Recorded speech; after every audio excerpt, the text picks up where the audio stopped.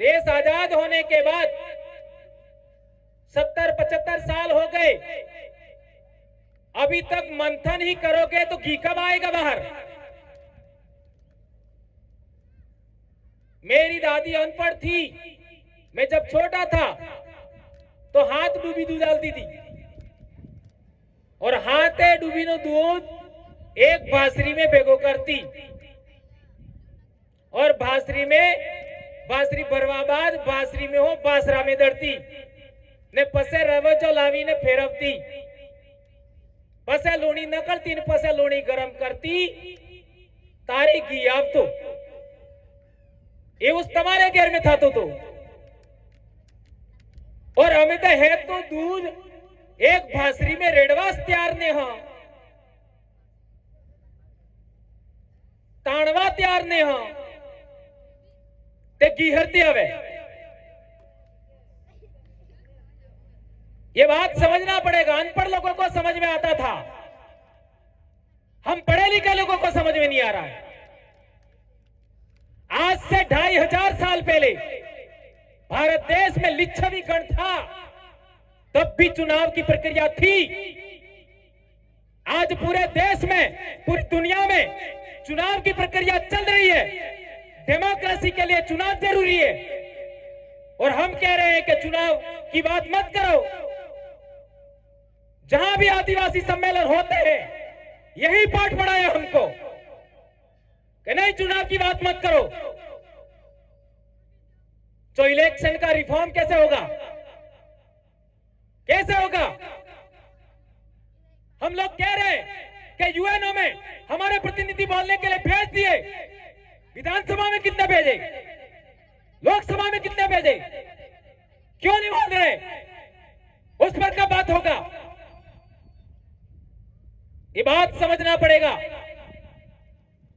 हम लोगों ने उन लोगों को भेजा जो स्वयं नॉन ट्राइबल ने इलेक्ट किया है, सेलेक्ट किया है। नॉन ट्राइबल ने सेलेक्ट किया आदमी तुम्हारी बात कैसे रखेगा? सन 51-52 में चुनाव हुआ, तब से हम ये बात देख रहे हैं। आपने किसको सेलेक्ट करके भेजा?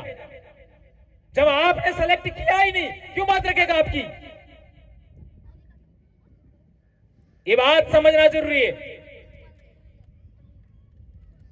हमारा समाज आज की तारीख में राजा से रंक हो गया, प्रजा हो गया।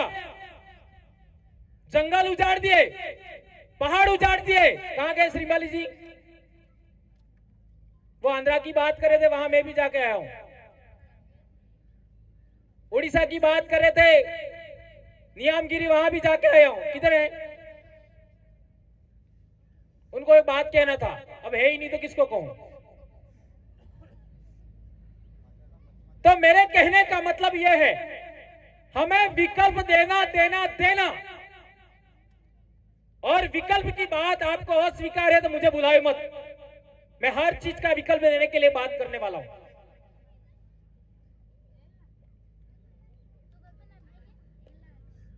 ये बात हमें समझना जरूरी है। आज 1951 तक संविधान लागू होने से तक, 26 जनवरी 1950 तक, देश आजाद होने तक, 1947 तक इस पूरे इलाके के लोग भील थे। सही है कि गलत है? कौन कौन मानता है इस बात को सही है? और आज की तारीख में सबके डॉक्यूमेंट, प्रमाण पत्र, जाति प्रमाण पत्र, जमीन का रिकॉर्ड, जनगणना का रिकॉर्ड, सबके सब बिना कर दिया। यह आपके अस्तित्व को खत्म करने का काम हुआ कि नहीं हुआ? कौन बोला? कौन बोला? जब बोले ही नहीं तो एवं ढीले कहानी ढोलवाजे का हो है? सच्ची बात हमेशा कड़वी होती है और वह स्वीकार करनी होगी। सच्ची बातें स्वीकार ना करना ही हमारी समस्या को शुरुआत करना है, ऐसा मैं मानता हूं। आप मत मानिए, कोई दिक्कत नहीं है, हम मानते हैं। मैं भी 2005 में इतिहास में नेट हुआ और इसके बाद मैंने मेरे समाज के इतिहास के लिए काम किया। आज तक मैं बड़ा एग्जाम नहीं दिया, मैं भी आरएस में पास हो गया था, नहीं गया, क्योंकि बड़े पद के बाद क्या होता है मैं भी जानता हूं। 1818 में हमारे इलाके में रजवाड़े और अंग्रेजों का संधि हुआ। उसके मात्र 6 साल बाद मेरी पाल ने पहला आंदोलन किया। कितने लोगों को पता है? पाल लेम्बरोड़ा ने पहली बार, और उसी पाल के जमाई हैं आदरणीय भगोरा जी। पाल सुराता के लोगों ने आंदोलन शुरू किया 1824 में, और इसके बाद देखते हो संत सुरमाल महाराज के आंदोलन की देन एमबीसी बनने के बाद हमारे बाप दादों ने बुलावल आपका धुले का आंदोलन किया 1881 में। इसके बाद बालपट्टा में 1910 का आंदोलन हुआ।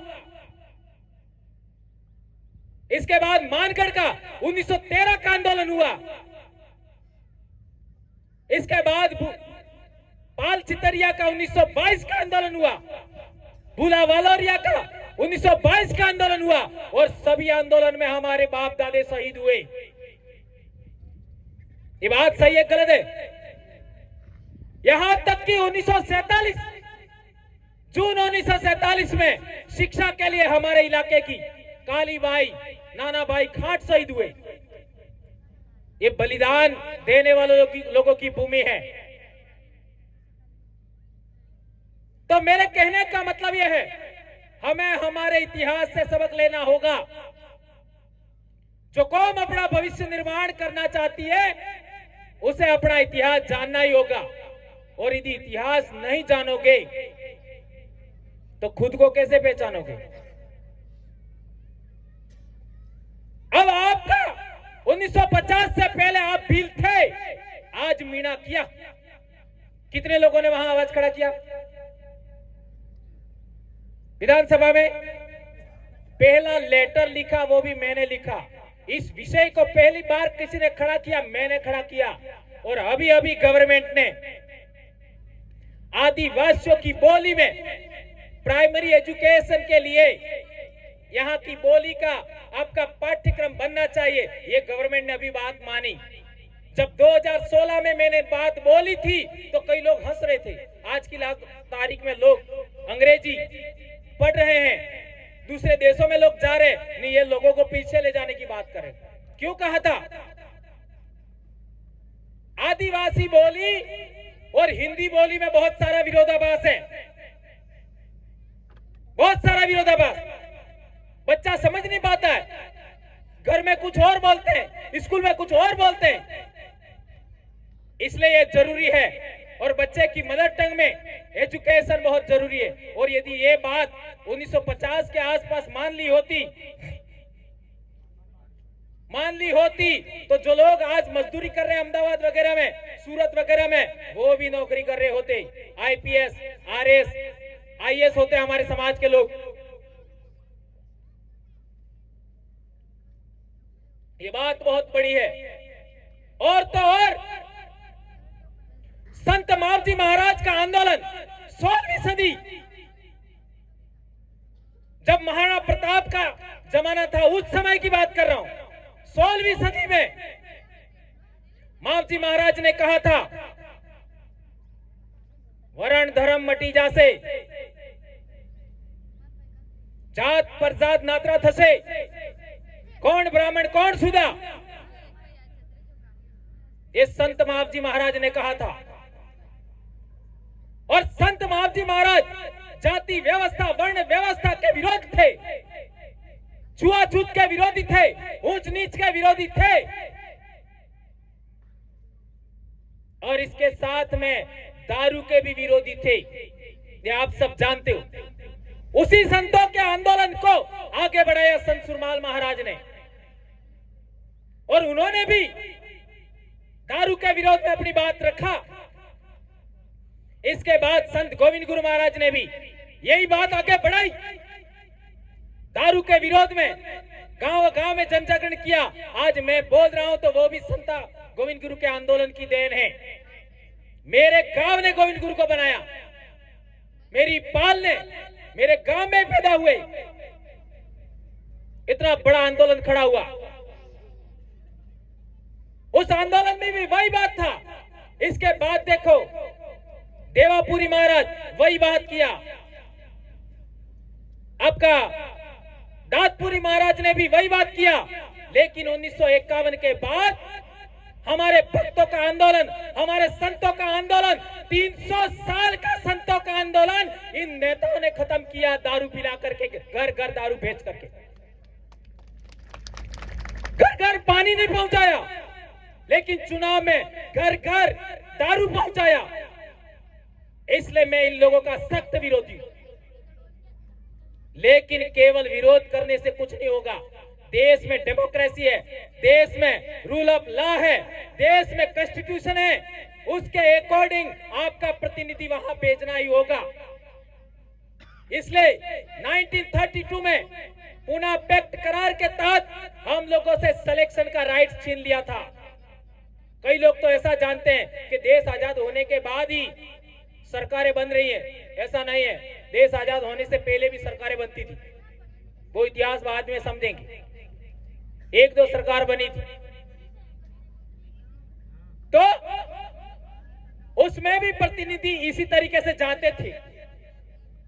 ये बात हमें जानना समझना जरूरी है। एक इंपॉर्टेंट बात और कहना चाहूंगा, जब हम भील थे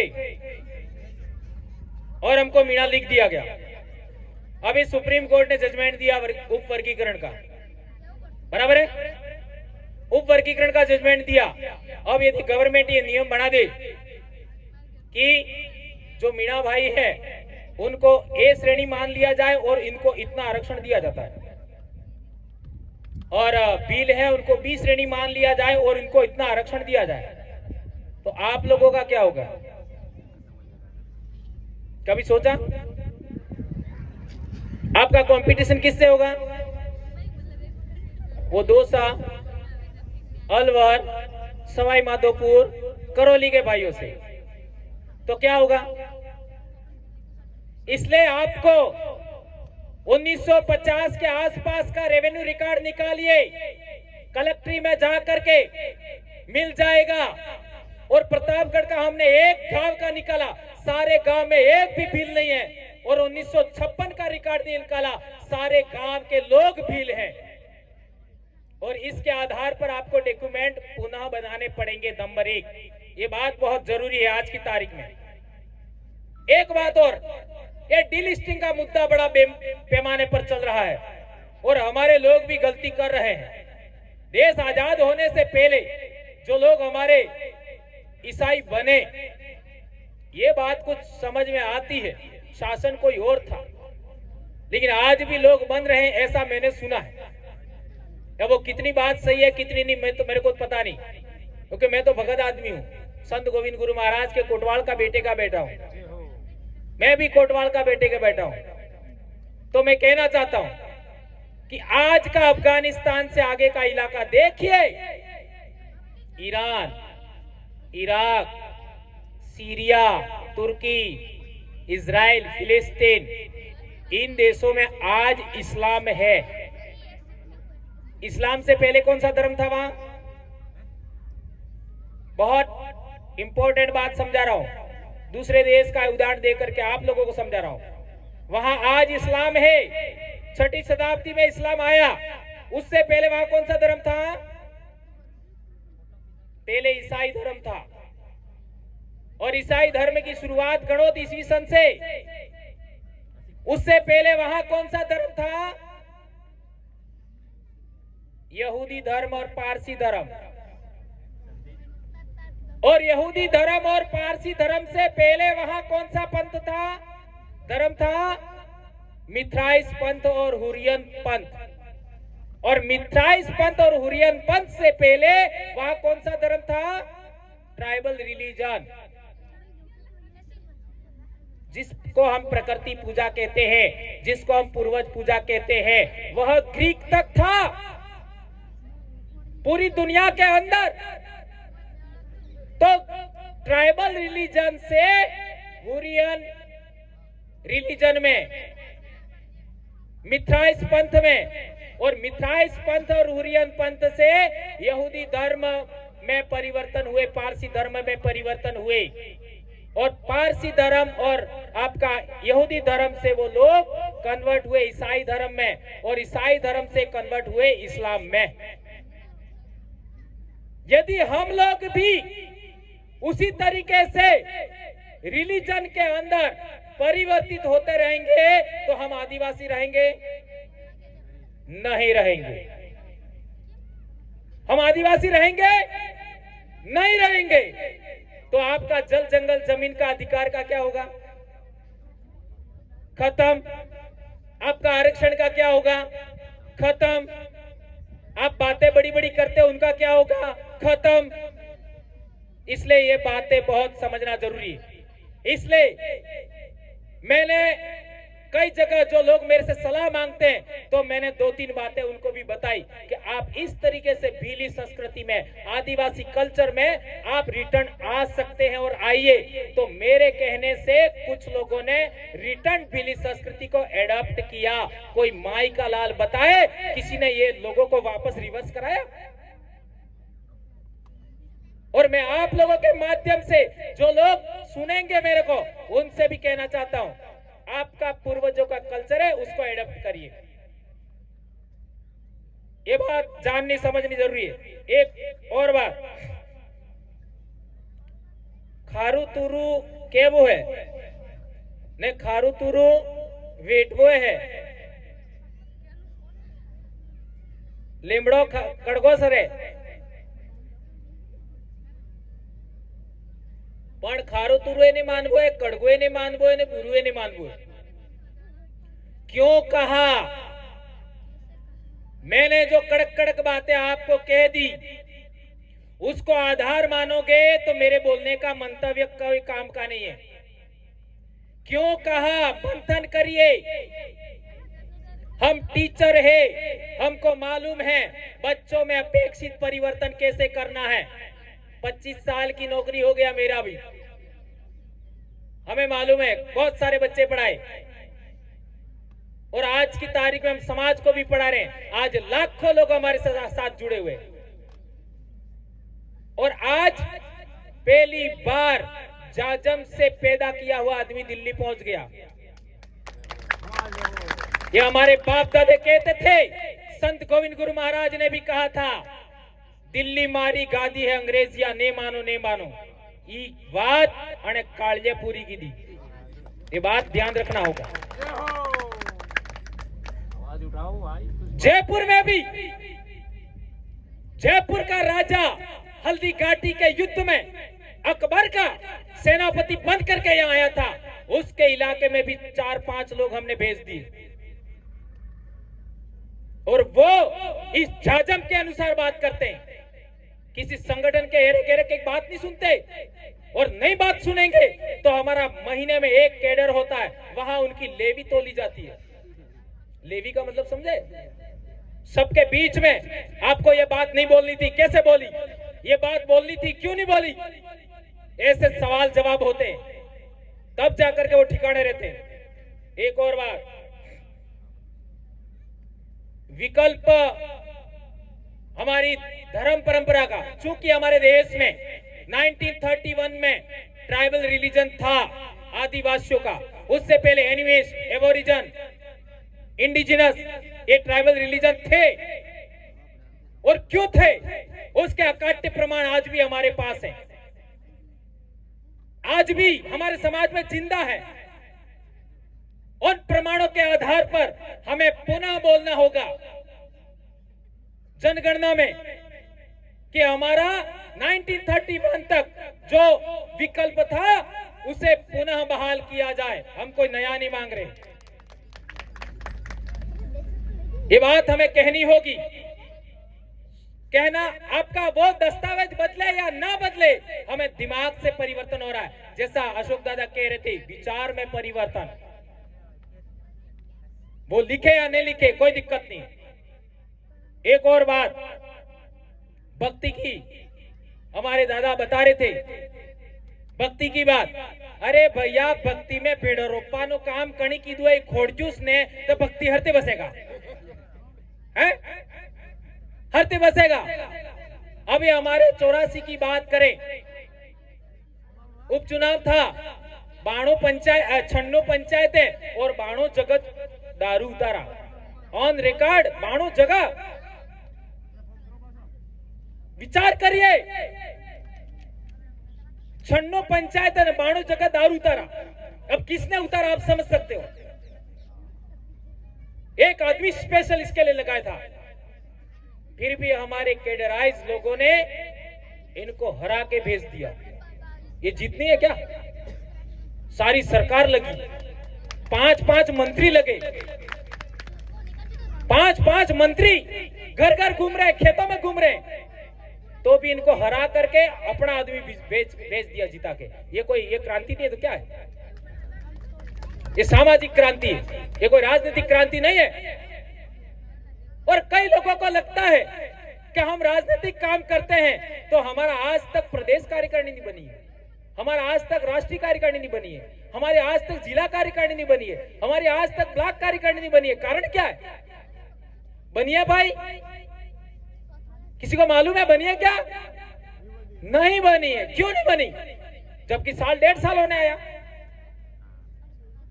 इसलिए सवाल करने से पहले हमारा जो सिस्टम है, व्यवस्था है, उसको समझिए। आप जो चाहते हैं उसके अनुकूल ही हमने काम किया है। बस आमने सामने सवाल करने की जरूरत है। आपको लगता है कि ये गलत है तो सवाल तो करिए, फिर जवाब तो दिया जाएगा ना। ये बातें आप लोगों को बहुत सारी बातें मैंने सुना दी। अभी आरक्षण को लेकर के 25 तारीख को बेनेश्वर में अपना पॉकेट बैठक है, उसमें आप लोग सभी आएंगे। और 5 तारीख को बांसवाड़ा में सम्मेलन है, उसमें भी आप लोग सभी पधारेंगे। आरक्षण को लेकर के 21 मुद्दों पर, और इन्हीं 21 मुद्दों पर बेनेश्वर में सबके बीच में चर्चा होगी। ये 21 से 25 भी हो सकता है, ने 21 से 10 भी हो सकते हैं। सबकी सहमति से मुद्दे तय होंगे, फिर जिम्मेदारियां दी जाएगी और फिर 5 तारीख को कार्यक्रम होगा। ये अपना फार्मूला उसके अकॉर्डिंग ही। और इसके बाद में हम सभी लोगों को आदिवासी एकता परिषद कार्यक्रम में जाना है और गवरी वाला ने जरूर आबू है। ठीक है वे नासा मस्का भी, ठीक है। ये बात आप लोग सब ध्यान रखेंगे। और बहुत कड़क कड़क बातें मैंने कह दी, मेरा स्वभाव ही ऐसा है, आप सब जानते हैं, इसलिए आप लोग बुरा नहीं मानेंगे, ऐसा मैं अपेक्षा करता हूं। धन्यवाद। एक लास्ट में नारा हो जाए, जय जोहार का नारा है, जय जोहार का नारा है। धन्यवाद। जय जोहार, जय आदिवासी, जय भील प्रदेश, जय भारत।